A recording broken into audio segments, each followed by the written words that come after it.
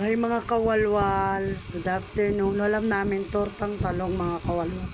Ito nilagay ko sa itlog mga kawalwal. Namimiss ko na to dahil ilang araw na ako hindi nagtotorta mga kawalwal. Kasi wala tayong budget para sa karne kaya torta tayo mga kawalwal. Ito pinainit ko na sa kawali. Yan, isa-isa ko nang hinulog yung talong mga kawalwal. Tara, kain na tayo mga kawalwal.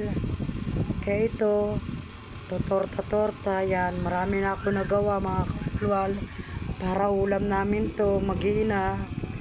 Tara mga kawalwal, kain na tayo. Sarap no. Sama-samang kumain buong pamilya kapag kahit masarap ang ulam, kahit naghihirap lang. Ito, nagsalang ako ulit.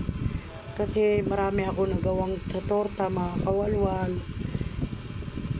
Mag-budget tayo pag may time din mga kawalwal. Kailangan natin mag-budget at magtipid-tipid. Dito ako sa kumari ko sa kapitbahay. Nag-iiyaw ng manok. Sarap no, iyaw na manok mga kawalwal. Tara, kain na tayo mga kawalwal. Yan si paring Jay. Yan, nag-iiyaw kami ng manok.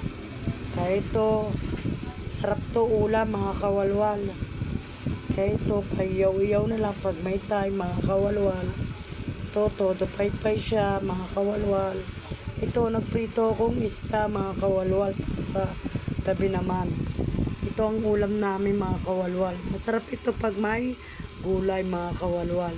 Mura lang kasi ng galunggong mga kawalwal, kaya ito ang ulam namin. Ito pala, nagsalang na ako ng gulay pakbet. Kahit ito, walang sahog, basta gisa-gisa lang tayo mga kawalwal, may ulam na. Basta may magisarap, may paminta, may asin, konting tubig, yan masarap kawalwal. Ito, kakain na pala kami mga kawalwal. Tinesting ko na yung galunggong na isda mga kawalwal. Tara, baka maubusan ko na kayo mga kawalwal. Talagang takaw na ako. Ay, charot. Unti-unti na ako tumataba na naman sa Pilipinas mga kawalwal. Kasi ang sarap kumain mga kawalwal, lalo na fresh at gulay ang ulam natin mga kawalwal. So, kain na tayo mga kawalwal.